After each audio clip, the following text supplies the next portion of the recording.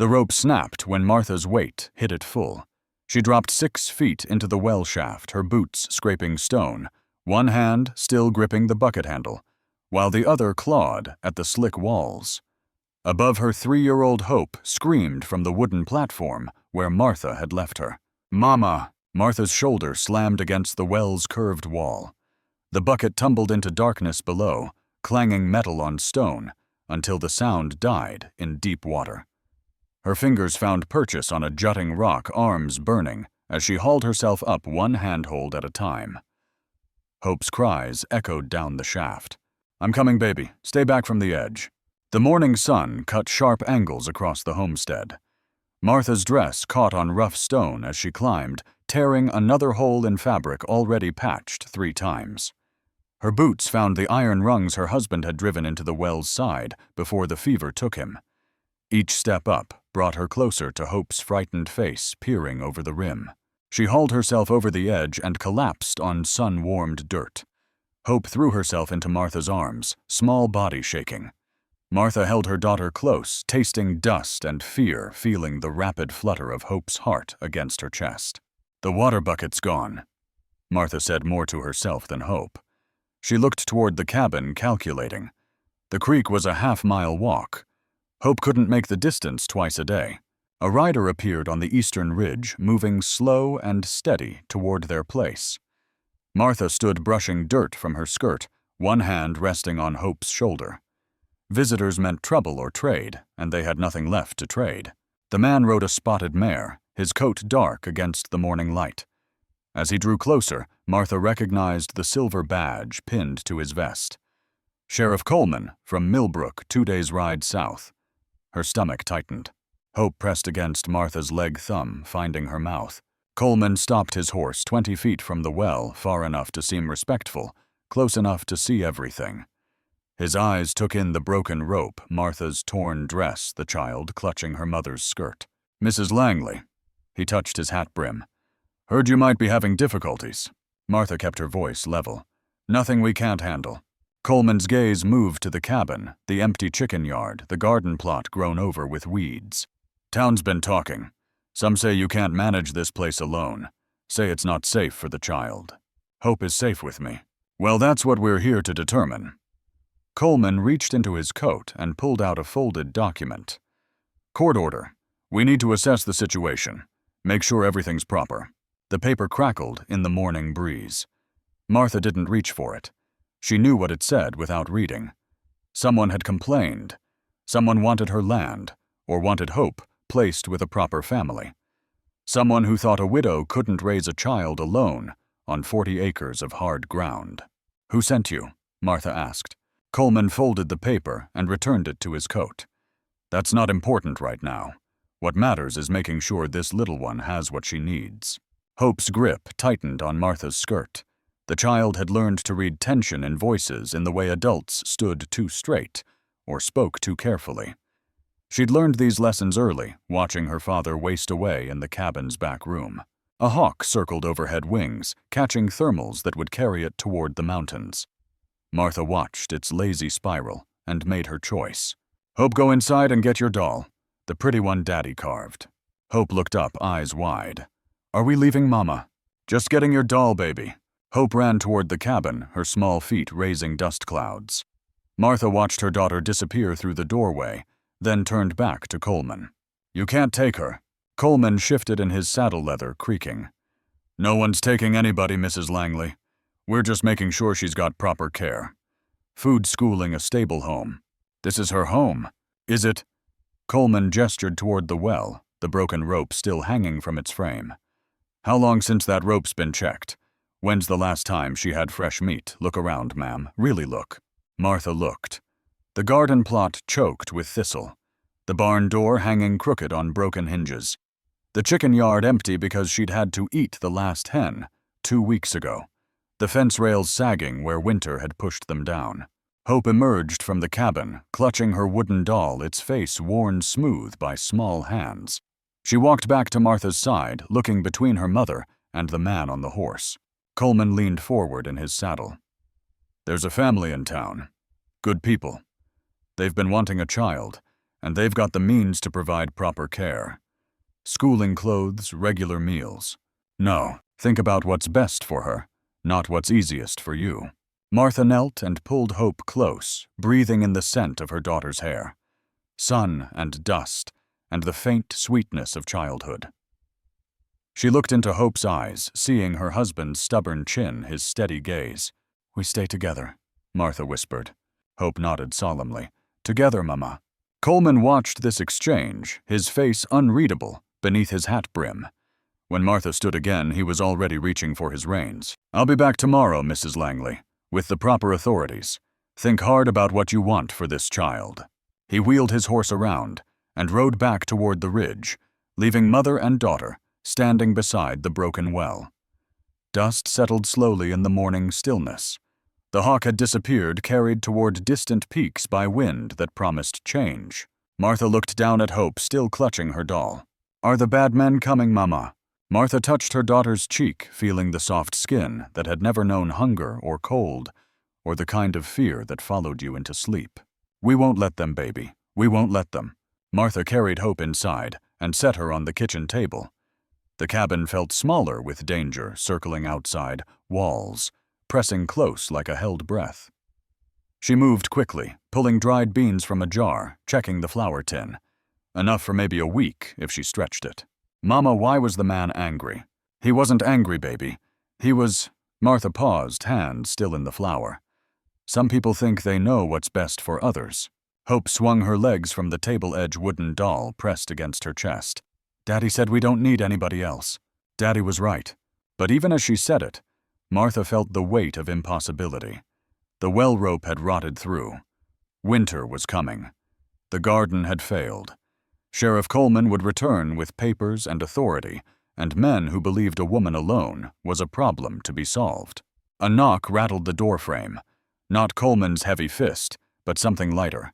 Martha moved to the window, peering through glass clouded with dust. A woman stood on the porch, gray-haired, wearing a faded blue dress and scuffed boots. Martha opened the door cautiously. "I'm Rose Henley," the woman said. "I live over the ridge. Saw Coleman riding this way." Martha didn't step aside. "What do you want?" "To help if you'll let me." Rose gestured toward the well. "Heard about your troubles. Heard Coleman's been asking questions in town. I can manage." Rose smiled, creases deepening around her eyes. "I'm sure you can. But managing alone and managing smart are two different things." Hope appeared at Martha's elbow, peeking around her mother's skirt at the stranger. Rose crouched down, bringing herself to the child's eye level. "That's a fine doll you have there." Hope held up the carved figure. "Daddy made her." "Your daddy was a good carver. I knew him some. He helped me fix my barn door once, wouldn't take payment." Rose stood, meeting Martha's gaze. "Good men leave good families behind." Martha felt something loosen in her chest. "You knew Thomas, knew his work, knew his character." Rose pointed toward the well. "He installed those iron rungs so the rope breaking wouldn't mean dying." That was smart thinking. They walked to the well together, Hope trailing behind with her doll. Rose examined the broken rope, testing the iron frame with her hands. "Rope's old, but the anchor's solid. We can fix this." Rose pulled a new rope from a bag Martha hadn't noticed. "I lost my husband 2 years back. Cancer ate through him slow. Learned plenty about doing things alone, and learned more about when not to." Martha watched Rose thread the new rope through the pulley system Thomas had built. The older woman's hands moved with practiced ease, tying knots that would hold under strain. "Why help me?" "Because Coleman's been sniffing around other places, too. Widow Patterson lost her boy last month. Court said she couldn't provide proper care." Rose secured the rope and tested its tension. "They placed him with the banker's family in town." "Is he happy?" Rose's hand stilled on the rope. "Happy don't seem to matter much to the court." Hope wandered to the garden plot, poking at weeds with a stick. Martha watched her daughter's small figure moving through the overgrown vegetables, searching for something salvageable. "There's potatoes still good under there," Rose said, following Martha's gaze. "Carrots, too, if you know where to dig. Garden's not dead, just sleeping under the weeds." "I don't know how to thank you." "Don't thank me yet. Coleman won't give up easy. He's got backing from someone with influence." Rose lowered the bucket into the well rope running smooth through her hands. You know anyone who might want this land? Martha thought about the surveyor who'd come through last spring, measuring and marking. The railroad man who'd asked pointed questions about water rights. The cattle baron from Denver who'd made an offer for the mineral rights beneath her 40 acres. Maybe. Rose hauled up the bucket water, sloshing clear and cold. She poured some into her cupped palm and tasted it. Good water. That's valuable around here. Worth fighting for. Hope ran back to them, holding up a small potato she'd unearthed. Look, Mama. It's like treasure. Martha took the potato, feeling its solid weight. Such a small thing, but it meant survival. One more day, one more meal. She looked at Rose, seeing understanding in the older woman's weathered face. What do I need to do? Rose set down the bucket and faced Martha squarely. First, we make this place look like success instead of struggle. Then we figure out who's really behind Coleman's visit. And if that doesn't work, Rose's smile carried an edge Martha hadn't seen before. Then we get creative. That afternoon, they worked side by side in the garden. Rose showed Martha how to clear weeds without damaging the vegetables hidden beneath. Hope helped gather potatoes, her small hands perfect for reaching into tight spaces between plants. As the sun moved toward evening, the homestead began to look different. Not prosperous, but maintained. Not defeated, but determined. The well rope hung true and strong. The garden showed rows of recovered vegetables. The cabin windows caught the last light, reflecting warmth instead of emptiness. Rose packed her tools as shadows lengthened. I'll be back tomorrow morning. Early. Rose. Martha caught the older woman's arm. Why are you really doing this? Rose looked toward the mountains where the first stars were beginning to show. Because some fights are bigger than the people fighting them. Because good women shouldn't have to stand alone. She walked toward the ridge, disappearing into the gathering dusk. Martha stood by the well with Hope, listening to the evening sounds of their land. Somewhere in the distance, an owl called. The sound carried across the valley wild and free. Hope tugged at Martha's hand.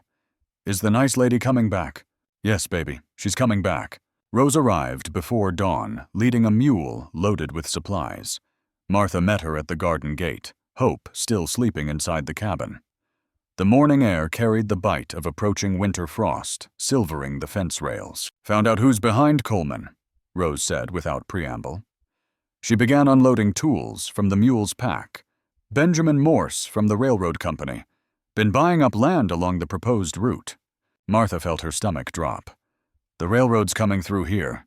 Not just through. This is where they plan to put the depot. Your land sits right at the junction point. Rose handed Martha a surveyor's map corners, worn from folding. Worth 10 times what Morse offered you last spring. Martha studied the map, seeing her property marked with precise lines and measurements. Red ink traced the planned rail line cutting straight through her garden plot and continuing toward the mountains.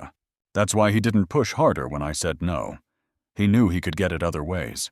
Rose nodded grimly. Easier to let the court declare you unfit than fight a legal battle.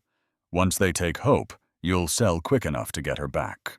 Hope appeared in the doorway, rubbing sleep from her eyes. She wandered toward them, doll tucked under one arm, thumb finding its way to her mouth.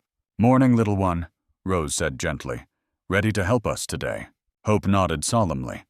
Martha lifted her daughter, feeling the warm weight of her small body, the trust implicit in how Hope melted against her shoulder. A dust cloud rose from the eastern trail. 3 riders this time, moving at a steady pace toward the homestead. Martha recognized Coleman's spotted mare in the lead. They're early, Rose muttered. She began packing tools back into the mule's bags. Remember what we practiced. Stay calm, answer only what they ask. The riders approached, in formation, Coleman in front, followed by a thin man in a black suit carrying a leather portfolio and a woman Martha didn't recognize. The woman wore fine clothes, her hair pinned in an elaborate style that suggested town living and money. Coleman dismounted first, his movements deliberate and official. Mrs. Langley, this is Judge Crawford and Mrs. Adelaide Morse. Martha's breath caught. Morse, the railroad man's wife. She felt Rose's steadying hand on her elbow. Ma'am. Judge Crawford opened his portfolio and withdrew several documents. "We're here to conduct a formal assessment of living conditions and parental fitness." Mrs. Morse stepped forward, her gaze sweeping over the homestead with practiced calculation. She took in the repaired well, the cleared garden, the neat appearance of the cabin. Her expression shifted slightly, surprise flickering across her composed features. "This is not what I expected," Mrs. Morse said quietly to her husband. But Coleman had moved to the well, testing the rope tension with sharp yanks. "This wasn't fixed yesterday, Mrs. Langley. When did you repair this?" Martha felt the trap closing around her. If she admitted Rose helped, it proved she couldn't manage alone. If she claimed she fixed it herself, they might test her knowledge of knots and rope work. "I fixed what needed fixing," Martha said carefully. Judge Crawford made notes in his portfolio. "And the child's education. When did she last attend school?" "Hope learns at home. She can read and write her letters." "Show me," Mrs. Morse commanded, crouching to Hope's level with the artificial sweetness adults used on children they were about to disappoint. Hope pressed closer to Martha's leg, suddenly shy. The doll slipped from her grasp and fell to the ground between Mrs. Morse's polished boots. Mrs. Morse picked up the wooden figure, examining the carved features with surprise. "This is quite well made. Where did you purchase it?" "My daddy made it," Hope whispered. Mrs. Morse's expression softened for a moment, then hardened again as she handed the doll back. "Your daddy's gone now, child. You need someone who can take proper care of you." Hope's face crumpled. She turned and ran toward the cabin, clutching her doll. Martha started to follow, but Coleman blocked her path. "Let the child go, Mrs. Langley. We need to finish this assessment." Judge Crawford had moved to the garden, poking at the recently cleared rows with his walking stick. "Vegetables look freshly weeded. When did you last work this plot?" Rose stepped forward before Martha could answer. "Yesterday. We both did." Coleman's head snapped toward Rose. "And you are?" "Rose Henley. Neighbor. Friend." Rose's voice carried steel beneath its calm surface. "I've been helping Martha maintain this place same as neighbors do." "Interesting." Mrs. Morse moved closer, studying Rose with new attention. "How long have you been helping?" The question hung heavy with implication. Martha realized the trap was deeper than she'd thought. If Rose had been helping all along, why hadn't Martha asked for help sooner? If Rose was new assistance, it suggested Martha had been struggling alone until the court investigation forced her to accept help. "Long enough," Rose answered evenly. Judge Crawford closed his portfolio with a sharp snap. "Mrs. Langley, based on this preliminary assessment, we have concerns about your ability to provide adequate care and supervision." Martha's world tilted. "My daughter is fed, clothed, loved. What more do you want?" "Stability," Mrs. Morse said. "Security. A future that doesn't depend on charity from neighbors." Coleman remounted his horse. "We'll be back tomorrow with the final papers. I suggest you use the time to consider what's truly best for Hope." They rode away, leaving Martha and Rose standing in the yard. The morning sun had climbed higher, but the air felt colder. Martha realized she was shaking. "They've already decided," she whispered. Rose put an arm around Martha's shoulders. "Not yet, but close." Hope's voice drifted from inside the cabin, singing softly to her doll. The same lullaby Thomas used to hum while carving by lamplight. Martha closed her eyes, hearing her husband's voice mixed with her daughter's, feeling the weight of promises made in fever-bright moments before death. "I can't lose her, Rose." "Then we don't let them take her." Martha looked at the older woman, seeing determination etched in every line of her weathered face. "What are you thinking?" Rose's smile was sharp as winter wind. "I'm thinking we remind them why frontier women survive when stronger folks don't." The sun climbed toward noon, casting short shadows across the homestead. In the distance, dust still marked the trail where the riders had disappeared. But Rose was already moving unpacking tools and supplies with renewed purpose. "Time to show them what desperate women can accomplish," Rose muttered. Martha looked toward the cabin, where Hope's voice continued its brave little song. Her daughter was still singing, still trusting, still believing her mother could fix anything. Maybe it was time to prove her right. Martha woke to the sound of horses approaching fast. Not the measured pace of yesterday's officials, but urgent hoofbeats that spoke of trouble riding hard toward her door. She slipped from bed, bare feet hitting cold floorboards, and crept to the window. 5 riders this time, their shapes dark against the pre-dawn sky. Coleman led, but the others were strangers, men with the hard look of those paid to handle unpleasant tasks. Behind them came a wagon, its bed fitted with iron bars like a traveling jail cell. Martha's breath fogged the glass as understanding hit her. They weren't coming for an assessment. They were coming to take Hope. She ran to her daughter's bed, scooping up the sleeping child. Hope stirred, but didn't wake, trust keeping her limp in her mother's arms. Martha grabbed the doll from beside the pillow and moved toward the back door. The cabin had no rear exit. Thomas had built it against a rock face, using the stone as the back wall to save materials. Martha was trapped with nowhere to run. Heavy boots thudded on the front porch. A fist hammered the door. "Mrs. Langley, open up court order." Hope woke at the shouting, instantly alert, in the way of children who'd learned danger by sound. Her small arms tightened around Martha's neck.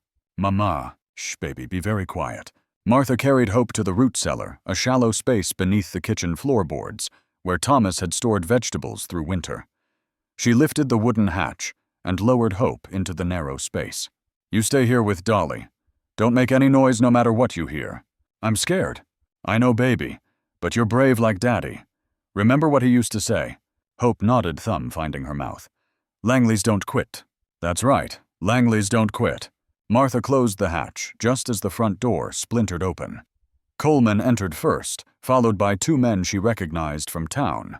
The banker's sons paid muscle for those who could afford their services. "Where is she?" Coleman demanded. "Who?" Coleman backhanded Martha across the face, the blow, sending her stumbling against the kitchen table. She tasted blood, felt her lips swell. "The child." "Hope. Where is she?" Martha straightened, wiping blood from her mouth. "I don't know what you're talking about." One of the banker's sons laughed, moving toward the bedroom.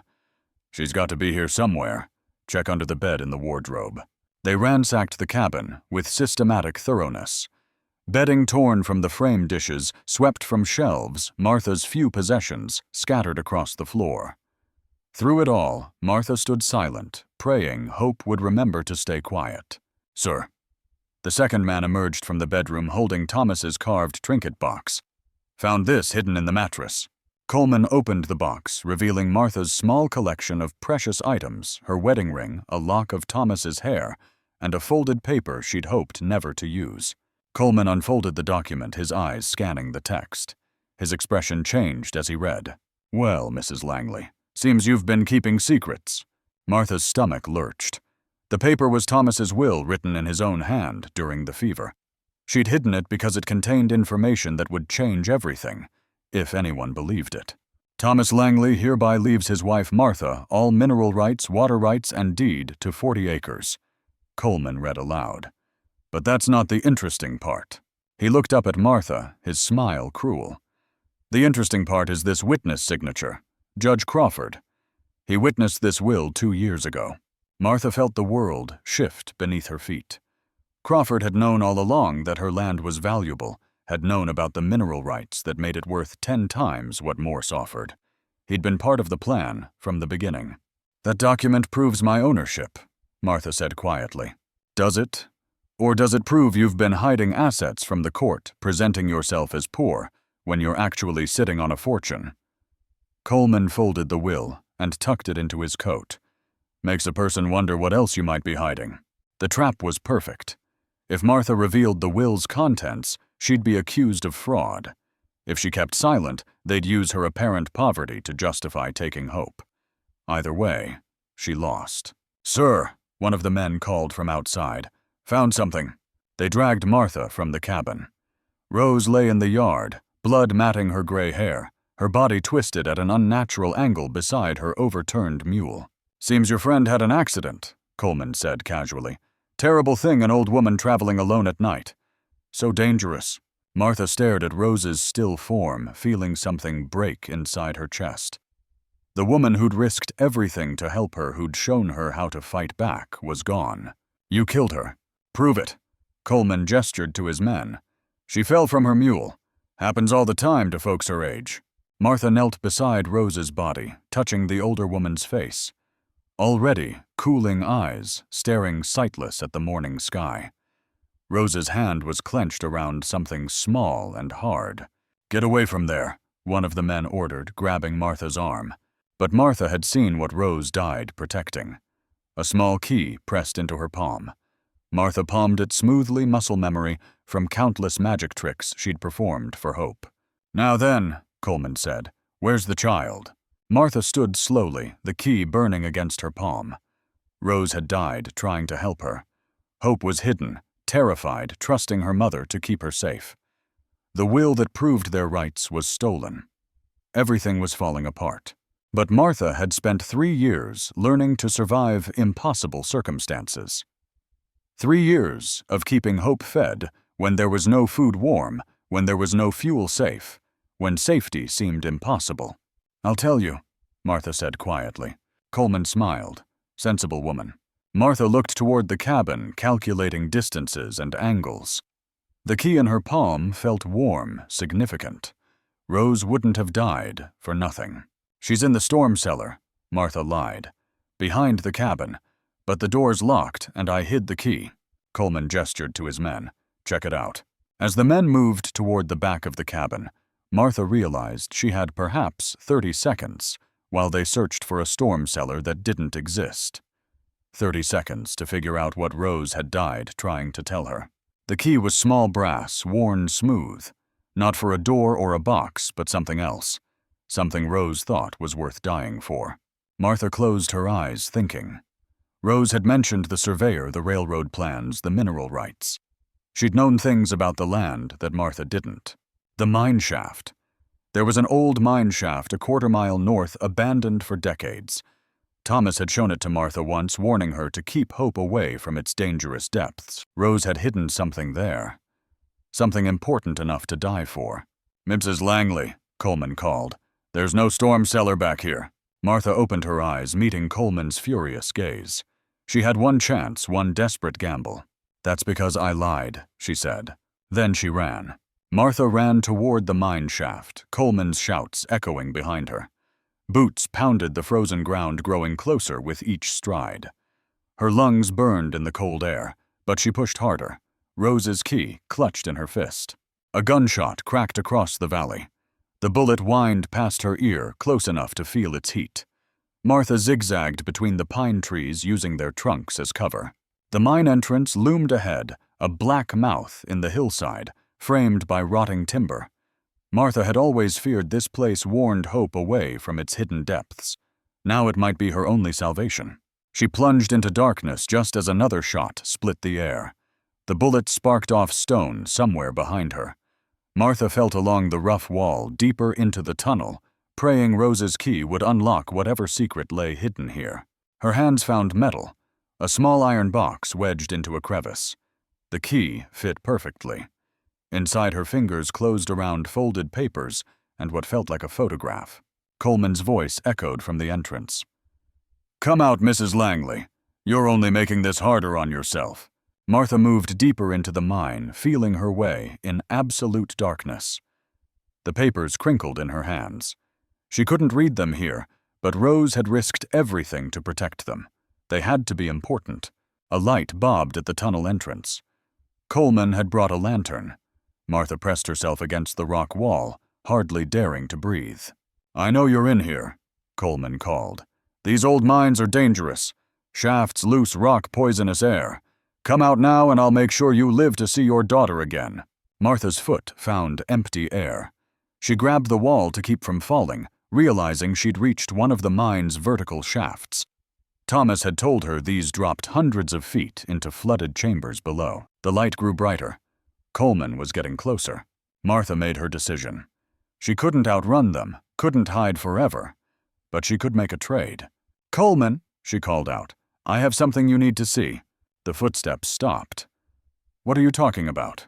Martha stepped back toward the main tunnel, holding the papers Rose had died protecting. "Documents. About the railroad. About Judge Crawford. About you." Coleman's laugh echoed off stone walls. "You're bluffing. Am I Rose found proof of your conspiracy? Railroad contract signed before my land was ever surveyed. Payments to Crawford for favorable court decisions. Your real name, not Coleman at all, is it? You're Benjamin Morse's brother. The silence stretched long enough to tell Martha she'd guessed right. Rose had uncovered the truth, documented it, hidden it, where only Martha could find it. Bring them out, Coleman said finally. We'll discuss terms. Martha moved toward the light papers held high. As she emerged from the tunnel's depths, she saw Coleman clearly for the first time.